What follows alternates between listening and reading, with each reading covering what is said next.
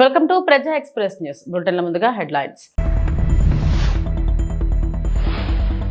పాంబన్ వంతెన ప్రారంభానికి సిద్ధం.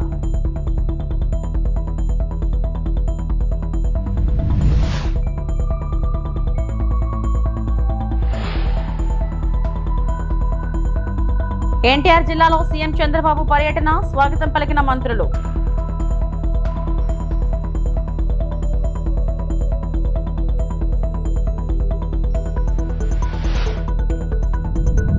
తిరుమల శ్రీవారి సేవలో దర్శకుడు Nag Ashwin.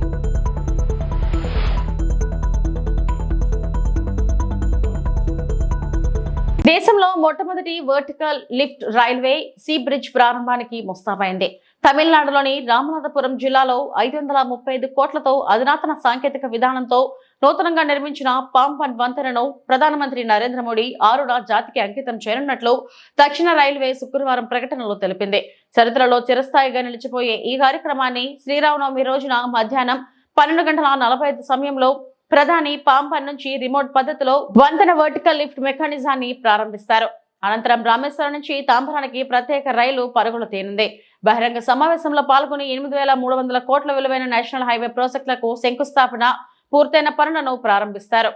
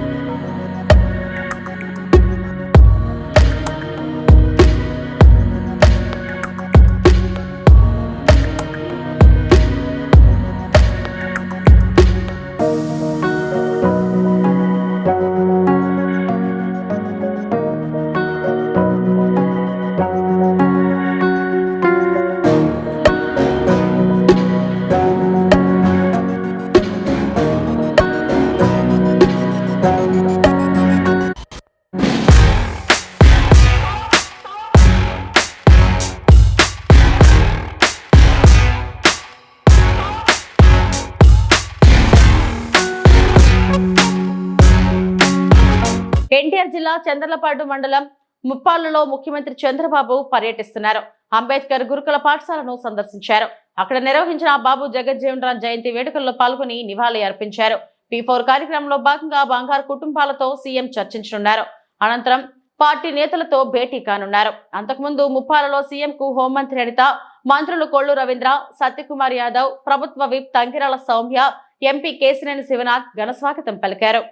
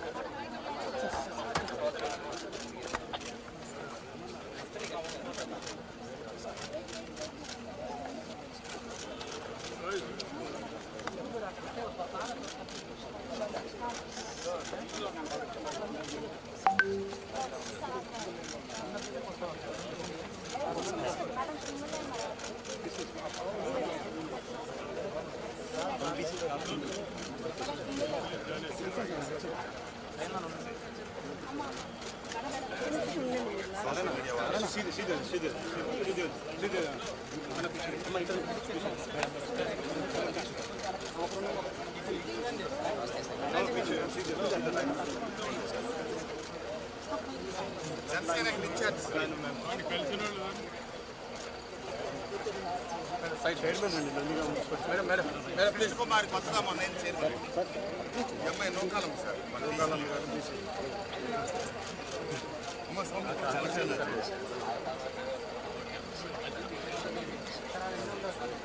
Madam madam please madam madam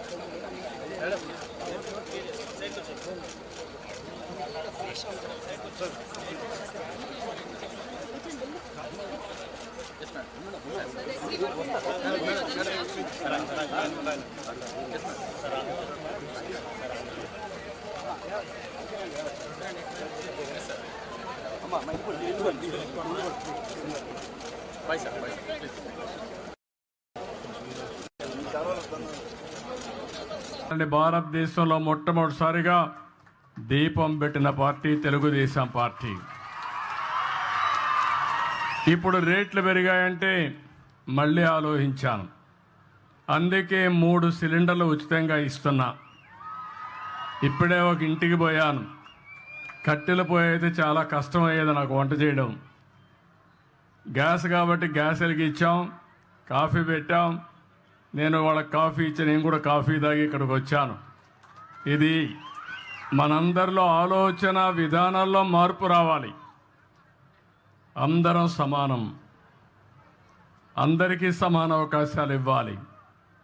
కొంతమంది సమాజంలో కొన్ని అవకాశాలు అందిపుచ్చుకొని పైకి వచ్చారు. మనతో పుట్టిన వాళ్ళు చాలామంది ఇంకా పేదరికంలో ఉన్నారు. ఇంకా కనీస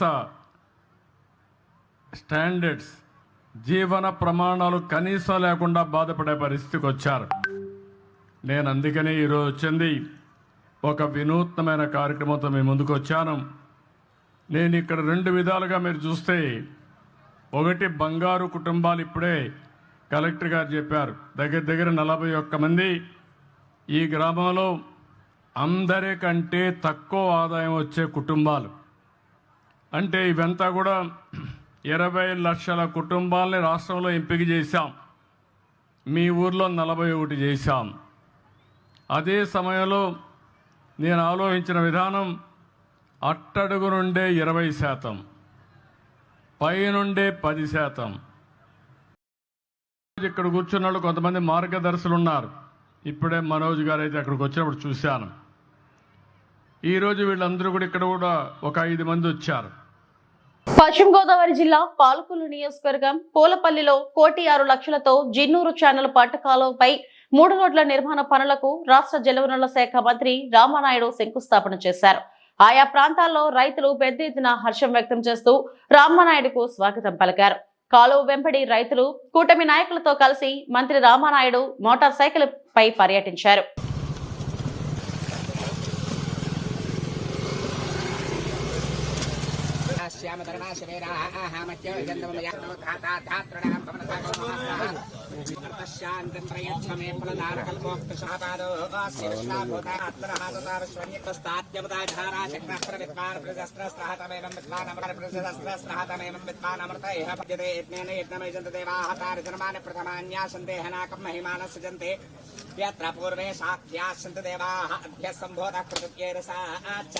विश्वकर्मण समवर्तताधे तस्यत्मष्ठान तद्रूपमे ते तत्त्वरसस्व विश्व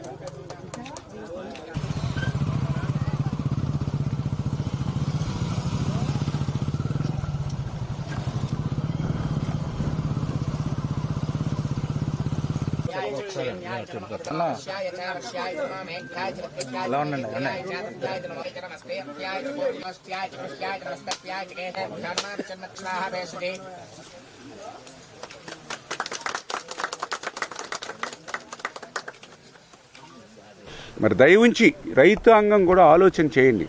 5 సంవత్సరాలు మీ వంక కన్నెత్తి చూడనటువంటి వైసీపీ మనకు అవసరమా?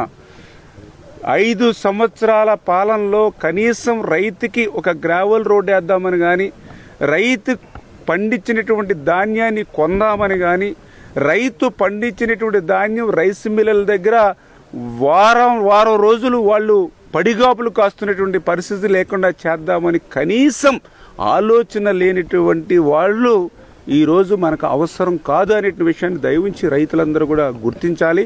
అంచేత రేపు రాబోయే రోజుల్లో రైతులందరూ కూడా ఏకపక్షంగానే ఈ యొక్క తెలుగుదేశం జనసేన బీజేపీ ప్రభుత్వానికి ఉండాలని చెప్పి కూడా మరొక్కసారి మీ ద్వారా కూడా తెలియజేసుకుంటూ ఈరోజు కూడా మనం చూస్తాం. ఈరోజు అంతా కూడా నిన్న ఈరోజు కూడా ఏదైతే ఈవేళ మరి జాతీయ మీడియాలో కానీ అదేవిధంగా మన మీడియాలో కానీ చూస్తూ ఉంటే నిజంగా ఈ యొక్క వక్స్ బిల్ పట్ల జగన్మోహన్ రెడ్డి యొక్క డబుల్ స్టాండర్డ్ రాజకీయం ఏంటనేది ఈవేళ మరొక్కసారి ప్రజలందరికీ కూడా తేటతెల్లమైనటువంటి పరిస్థితి. ఇప్పటి వరకు ఆయన డబుల్ స్టాండర్డ్ రాజకీయం మన ఆంధ్రప్రదేశ్ రాష్ట్రానికే కాదు, ఈ వక్స్ బిల్లు విషయంలో యావత్తు దేశానికే ఆయన డబుల్ స్టాండర్డ్ రాజకీయం అర్థమైనటువంటి పరిస్థితి. ఏదైతే ఎన్డీఏకి బలం ఉన్నటువంటి లోక్సభలోనేమో వ్యతిరేకిస్తాడు, ఏదైతే ఈ బిల్లుకు అత్యంత కీలకమైనటువంటి రాజ్యసభలోనేమో అదే బిల్లుకు అనుకూలంగా ఓటేసినటువంటి పరిస్థితి వైఎస్ఆర్సీపీది. ఈవేళ జాతీయ మీడియా సంస్థలు కానీ మరి ఎవరైతే ఈ యొక్క ప్రెస్ ద్వారా పత్రికా ప్రముఖులు ఎవరు ఉంటారో అందరూ కూడా ముక్కు నీలేసుకునేటువంటి పరిస్థితి. రాజమహేంద్రవరం చారిత్రక నగరి రాజమహేంద్రవరం అద్భుత కళా ప్రదర్శనకు వేదికైంది. కళలు కళాకారులను ప్రోత్సహించాలనే ఉద్దేశంతో రాష్ట్ర సృజనాత్మక సాంస్కృతిక సమితి ఆధ్వర్యంలో తూర్పుగోదావరి జిల్లా రాజమహేంద్రవరంలో ఏర్పాటు చేసిన అమరావతి చిత్రకళా వీధి వందల మంది కళాకారులు ప్రతిభను ప్రదర్శించే వేదికగా నిలిచింది.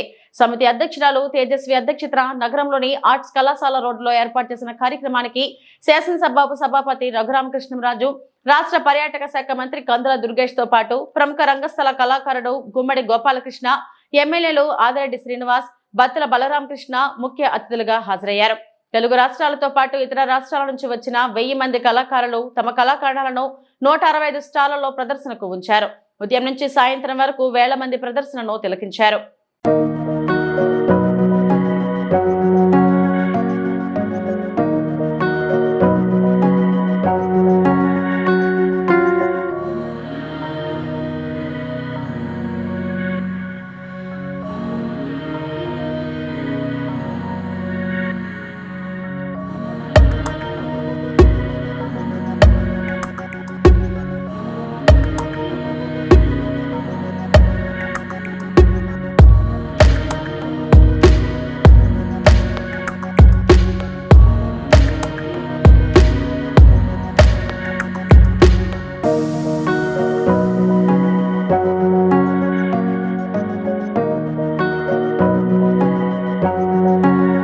ఇది కళలకి ప్రోత్సహించేటువంటి ప్రభుత్వం అనేటువంటి మాటని మీకు తెలియజెప్పదలుచుకున్నాం. అందుకే మొన్న శాసనసభ్యులు క్రీడలు కళలకు సంబంధించినటువంటి కార్యక్రమాలు జరిగినప్పుడు పక్కనే ఉన్నటువంటి రఘురామకృష్ణరాజు గారు దుర్యోధనుడి పాత్ర అద్భుతంగా పోషించారు. అదేవిధంగా నేను కూడా మన రాజమండ్రి ఖ్యాతి ఇనుమడింపజేసేలాగా బాలచంద్రుడి పాత్ర పోషించేటువంటి మాటను కూడా మీకు మనం చేస్తూ కళలకి కళ చేయనటువంటి ఈ రాజమండ్రిలో ఈ చిత్రకళ వీధి పేరుతోటి ఏర్పాటు చేసినటువంటి ఈ కార్యక్రమాలు మీరందరూ కూడా తిలకించండి. చాలా మంది చిత్రలేఖకులు అందరూ వచ్చి ఇక్కడ వారందరి యొక్క ప్రదర్శనలు మనకు అందిస్తా ఉన్నారు. వాటిని గమనించండి, ప్రోత్సహించండి. దాంతో పాటు మరొక మాట చెప్తున్నాను, మీకు నచ్చితే ఆ ప్రదర్శనలో ఉన్నటువంటి చిత్రపటాలను కూడా మీరు కొనండి. కొనడం ద్వారా ఆ ఆర్టిస్టులకి మనం అంతో ఇంతో చేయూతనిద్దామనేటువంటి మాటను కూడా మీ అందరికీ కూడా మనవి చేస్తూ ఒక మాట, పవన్ కళ్యాణ్ గారు నిన్న సాయంత్రం వరకు కూడా ఖచ్చితంగా రావాలనేటువంటి ఆలోచనతోనే ఉన్నారు. కొన్ని కారణాల వల్ల ఇవాళ మొత్తంగా విజయవాడలో అనేక కార్యక్రమాలు ఉండటం వల్ల వారు రాలేకపోయారు. కానీ ఆయన చెప్పింది ఒకటే ఒక్క మాట, నా మనసుకు నచ్చినటువంటి కార్యక్రమం జరుగుతూ ఉంది, ఆ కార్యక్రమాన్ని విజయవంతం చేయండి, నా మాటగా చెప్పండి, అక్కడ ఉన్న విద్యార్థులందరికీ చెప్పండి, దీన్ని ఉత్సాహంగా పాల్గొని ఉద్యమంగా విజయవంతం చేయమని వారు చెప్పడం జరిగింది. అదేవిధంగా మన ఎంపీ గారు పురంధేశ్వర్ గారు కూడా వారు పార్లమెంట్ ఉండడం వల్ల రాలేకపోయారు. వారు కూడా దీనికి శుభాకాంక్షలు తెలియజేశారు. మీరందరూ కలిసి మనందరం కలిసి మన రాజమండ్రి పేరు ఇవాళ శ్రీకాళహస్తిలో వ్యభిచారం గుట్టురట్టు. శ్రీకాళహస్తిలో గురువారం వ్యభిచారం నిర్వహిస్తున్న ఓ లాడ్జిపై పోలీసులు మెరుపుదాడులు నిర్వహించారు. పట్టణంలోని తేరు వీధి సూపర్ బజార్ కూడల వద్ద ఓ లాడ్జిలో వ్యభిచారం నిర్వహిస్తున్నారన్న పక్కా సమాచారం మేరకు 1 టౌన్ పోలీసులు ఈ దాడులు చేశారు. ఇందులో భాగంగా 5 అమ్మాయిలు 2 బిడ్డలను అదుపులోకి తీసుకున్నారు. పూర్తి వివరాలు తెలియాల్సి ఉంది.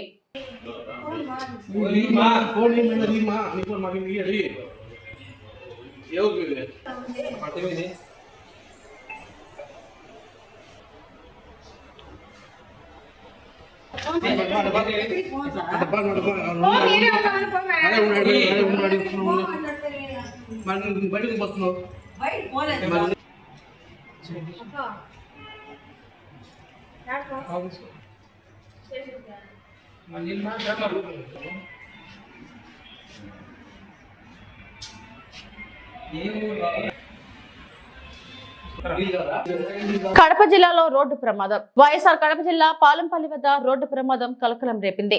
ఎర్రగడ్డలతో వెళ్తున్న ఓ లగేజీ ఆటో అకస్మాత్తుగా అదుపు తప్పి బోల్తా పడింది. ఈ ప్రమాదంలో ఆటో డ్రైవర్ కు గాయాలు కాగా స్థానికుల సమాచారం మేరకు 108 ఎమర్జెన్సీ వాహనం చేరుకుని అతని కడప రిమ్స్ ఆసుపత్రికి తరలించింది. ప్రస్తుతం డ్రైవర్ పరిస్థితి స్థిరంగా ఉందని వైద్యులు తెలిపారు. అయితే ఈ ప్రమాదానికి గల అసలైన కారణాలపై ఇంకా స్పష్టత రాలేదు. వేగంగా నడిపినట్టుగా ప్రాథమికంగా అనుమానాలు వ్యక్తమవుతున్నాయి. పోలీసులు సంఘటన స్థలానికి చేరుకుని దర్యాప్తు ప్రారంభించారు.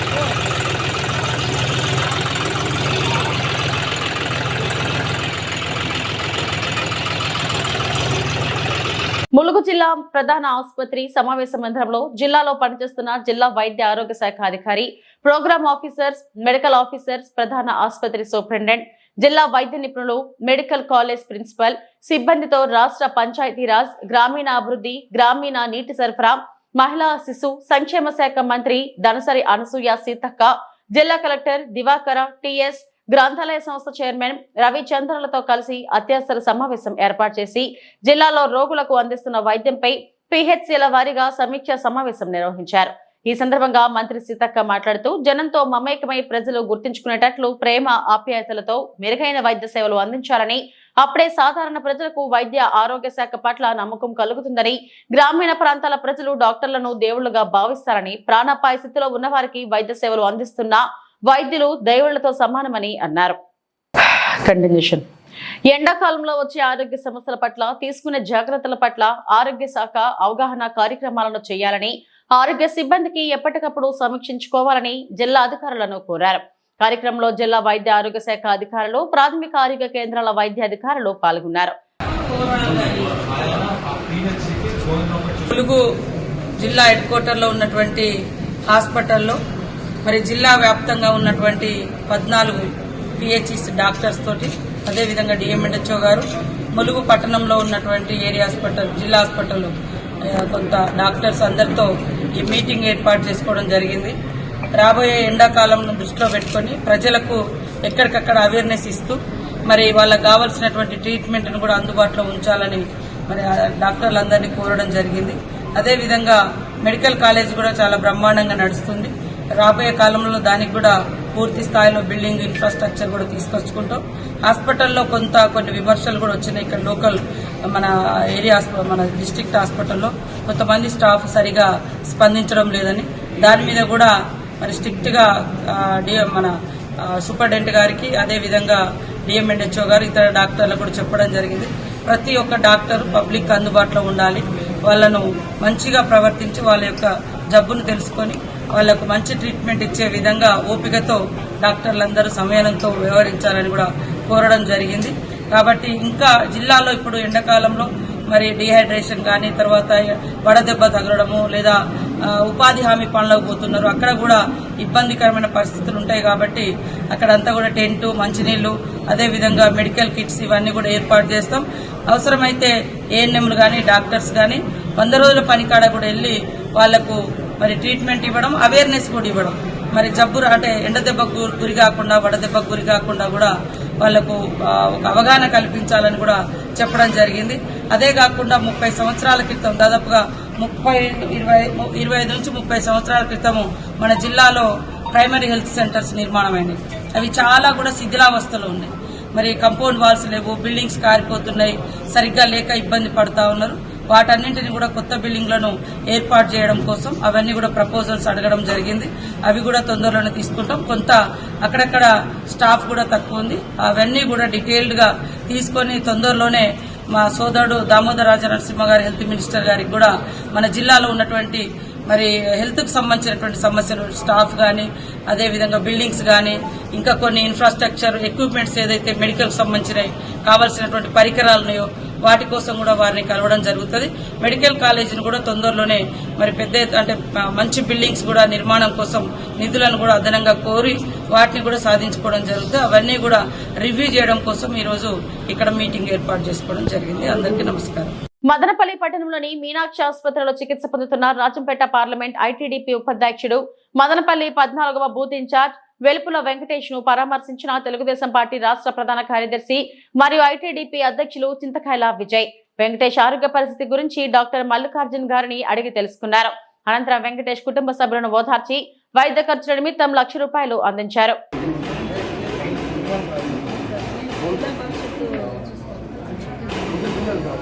ఐటీడీపీ జనరల్ సెక్రటరీగా ఉన్నారు పార్లమెంట్. దాంతోపాటు బూత్ ఇన్ఛార్జిగా ఉండి కార్యకర్త మొట్టమొదట తెలుగుదేశం పార్టీకి కార్యకర్తలు పట్టుకొమ్మలు లాంటి వాళ్ళు. అలాంటి కార్యకర్తల్ని కుటుంబంగా నేను చూసుకుంటానని లోకేష్ గారు ఎప్పుడు కూడా చెప్పడం జరుగుతుంది.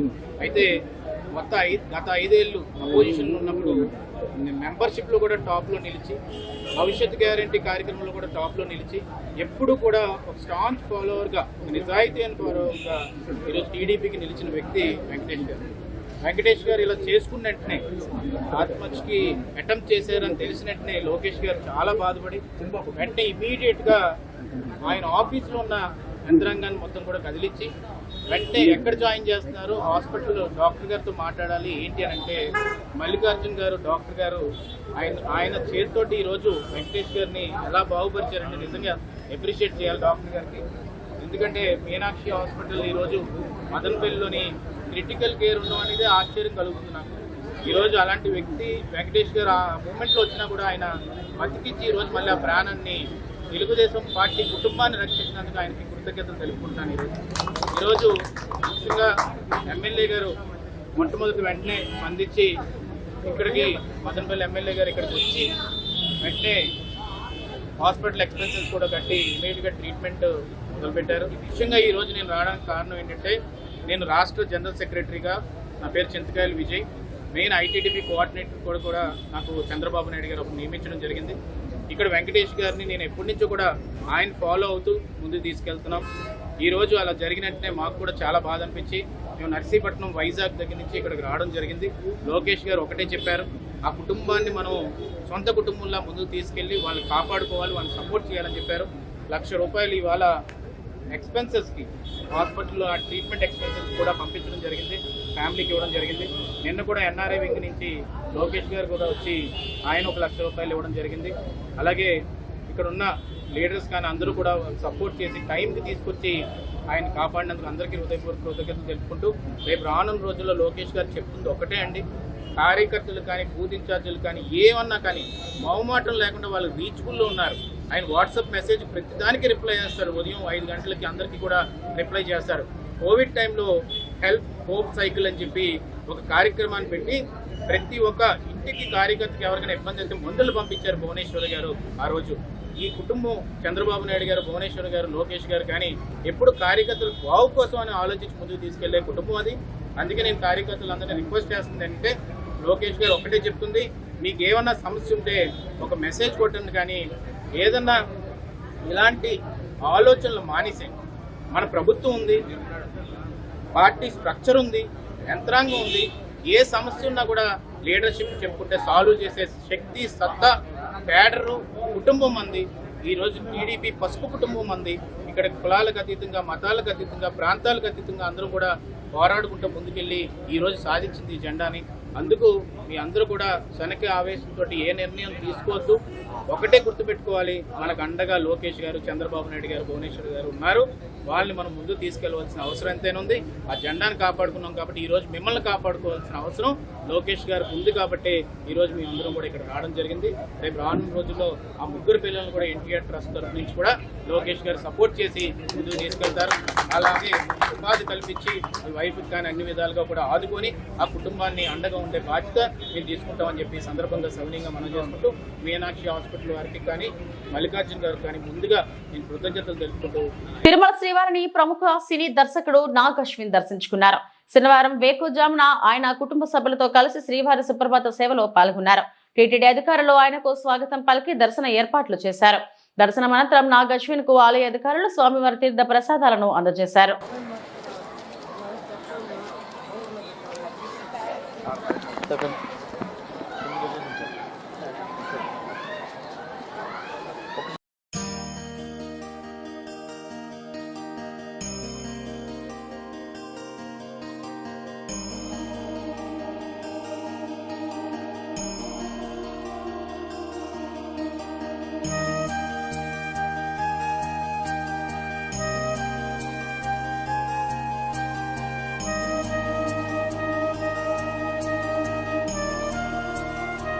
ఫ్యామిలీ తోటి తిరుమల వచ్చాము. దర్శనం చాలా బాగా జరిగింది.